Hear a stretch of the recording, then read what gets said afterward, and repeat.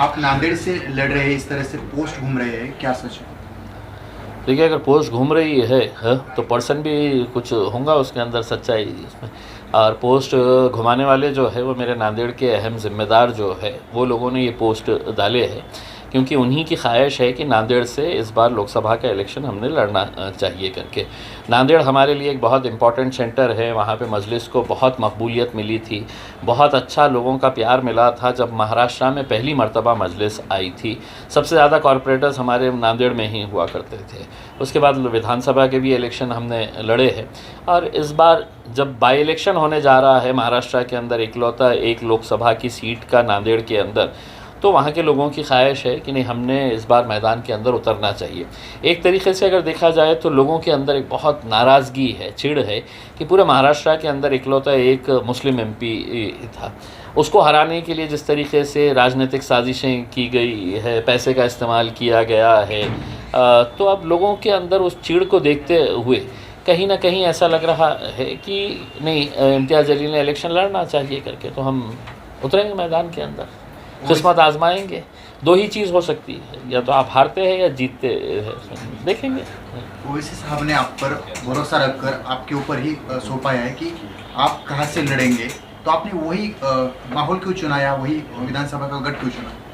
देखिए, लोकसभा की एक ही बाई इलेक्शन की सीट आई है, वहाँ के जो सिटिंग एमपी है उनकी डेथ के बाद ये बाई इलेक्शन होने जा रहा है।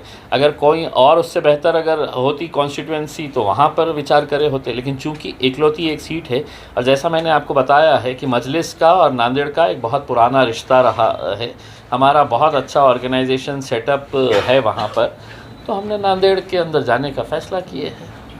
आप और जरांगे की मीटिंग हुई थी, वहाँ पर कुछ अहम मुद्दों पे चर्चा हुई, तो कौन से मुद्दे थे, और उसके बाद आपने ये ठान लिया कि हमें वहाँ से लड़ना है? देखिए, मैं जरांगे पाटिल साहब से पहली मर्तबा मिला हूँ ऐसा नहीं है।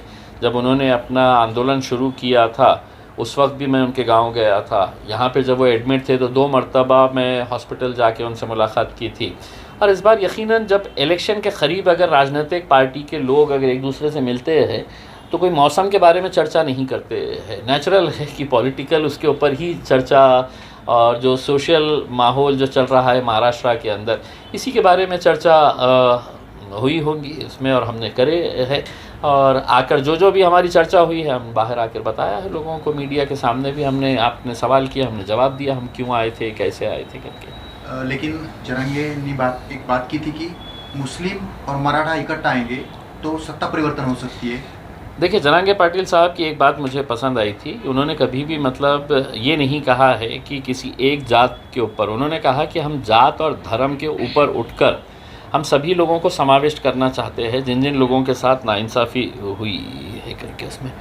और एक अच्छी बात यह है कि जैसा मैं जरांगे पाटिल साहब के बारे में यही कहूँगा कि देखिए, एक समाज, किसी एक मामूली सा आदमी, एक सादा सा आदमी गाँव का, उसके पीछे अगर जा रहा है तो कहीं ना कहीं उसकी जो प्रामाणिकता है अपने समाज के प्रति, इस वजह से पूरा समाज एक आवाज़ के ऊपर उठ के उसके पीछे जा रहा है।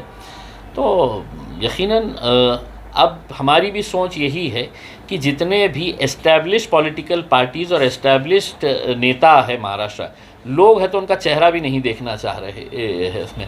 आप खुद देखिएगा, अभी जो हुकूमत के अंदर बैठे थे, लोगों ने वोट किसको दिया था, हुकूमत में वो जाके किसके साथ बैठे हैं, किसके साथ दोस्ती कर लिए, किसके साथ गले मिल लिए है करके, तो लोगों का विश्वास अब राजनीति के ऊपर से ही ख़त्म होता जा रहा है। तो उनको एक ऑल्टरनेट देने के लिए हम सोच रहे हैं क्यों ना एक नया एक समीकरण तैयार किया जाए करके। सिटी का क्या माहौल है, क्योंकि अपने यहाँ पर जो कैंडिडेट्स है एमआईएम की ताकत यहाँ पर अच्छी है, तो उसके बाद कहाँ पर कौन से उम्मीदवार देंगे, इस तरह से क्या?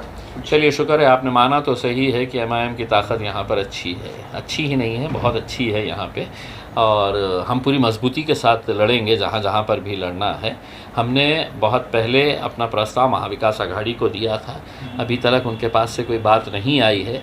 अब हमारी कॉन्स्टिट्यूंसी, हमारे कैंडिडेट्स पूरे तैयार है, अब हम इंतज़ार कर रहे हैं, या तो आप साफ़ तरीके से बोल दे हाँ या ना। हाँ बोले तो भी हमारी स्ट्रेटजी तैयार है, ना बोले तो भी हमारी, आप अपनी ताकत दिखाना, फिर हम हमारी ताकत दिखाएंगे। पूर्व मध्य से कुछ नाम सामने आ सकते हैं कुछ आपकी तरफ से? हाँ, पूर्व मध्य से आएंगे ना, बहुत सारे लोगों ने फॉर्म भरे हैं, बेहिसाब लोगों ने फॉर्म भरे हैं, उसमें से किसी एक का नंबर लगेगा उसमें।